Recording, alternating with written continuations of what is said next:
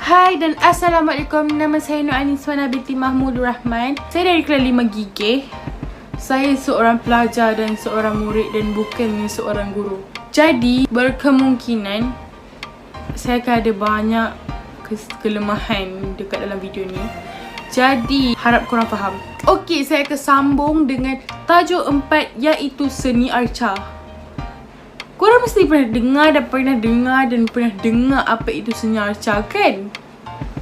Ya, betul lah apa yang korang tengah fikir tu. Betul lah. Itulah saya nak bercakap nanti. Apakah itu arca? Arca tu apa? Sebenarnya arca tu berasal daripada perkataan Latin, iaitu proses mengukir, melarik, mencongkir dan menggores. Arca juga ialah satu bentuk dihasilkan dalam susunan 3 dimensi. By the way, 3 dimensi tu 3D, okay? Permukaannya boleh dirasa, boleh dipandang dan boleh disentuh. Tu maksudnya 3D. Penghasilan seni arca barat sering dikaitkan dengan bentuk figura manusia. Kenapa figura manusia? Sebab bagi mereka figura manusia itu yang bersandarkan pada unsur-unsur kepercayaan dan keagamaan. Seni arca pada abad ke-14 dan ke-15. Seni arca ini dikenali sebagai era Renaissance dengan karya-karya arca gaya realistik. Konsep penghasilan seni arca ini masih berpaut pada ciri keagamaan dan figura manusia. Korang tahu tak? Bagi mereka, figura manusia ni tersangatlah sempurna untuk dijadikan sebagai karya mereka. And I was like, sempurna. Korang dah lah, korang bayangkan korang bayangkan mereka anggap manusia itu adalah subjek yang paling sempurna untuk mereka. Tapi yang peliknya, kenapa yang dia anggap sempurna tu menjadi subjek utama seni arca?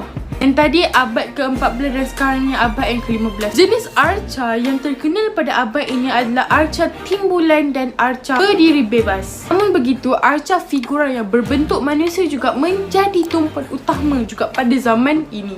Mereka menghasilkan arca berbentuk portrait dan arca bersaiz besar yang menonjolkan emosi dan ciri-ciri fizikalnya. So macam manusia betul lah kan?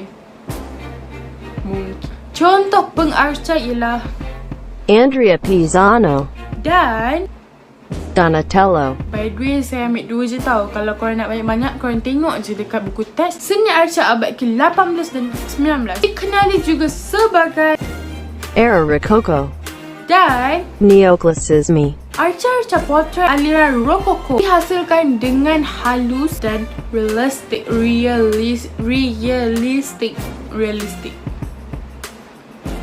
Aliran Neoclassicisme memberikan penekanan kepada elemen yang menonjolkan aspek kebaikan dan keperiwaan.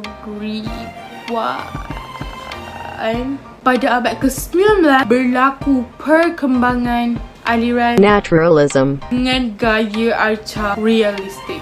Mereka mengutamakan bentuk arca serta sifat figura subjek.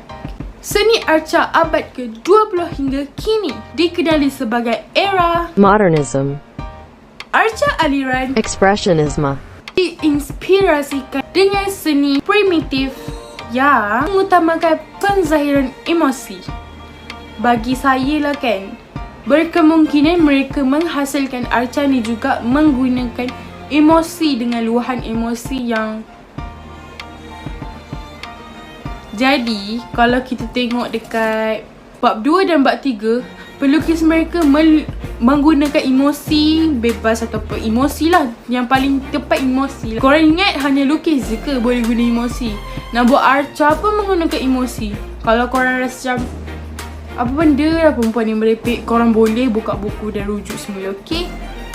Sebab ni hanya ringkas je. Seringkas-ringkas alam saya bagi, okay? Aliran Cubism menampakkan arca yang berserpihan dengan sudut yang runcing. Manakala aliran Futurisme menggambarkan pergerakan dan dinamisme. Aliran Dadaisme menekan menekankan sifat individu, menekankan sifat individualistik, sangat nak sebut, dan menolak sebab serta logik dalam berkarya. Aliran Constructivism. mengetengahkan idea baharu yang bertentangan dengan tumpuan komposisi Arca tradisional. Seni pop diinspirasikan objek harian, makanan dan popular. Era Pasca modernisme. menolak konsep utama seni moden. Kenapa dia tolak? Contoh pengarca ialah Pablo Picasso. okey, sampai sini sahaja penceritaan saya secara ringkas.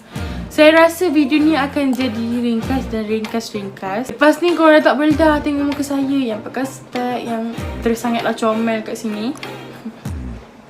Nanti korang akan jumpa lagi seorang muka yang sebiji macam saya. Dia akan sambung sampai tajuk 5 hingga tajuk 8. So, kalau korang nak tahu siapa dia, korang tengoklah sampai tajuk ke-8. Tak, korang tunggu je nanti, okay? Bye.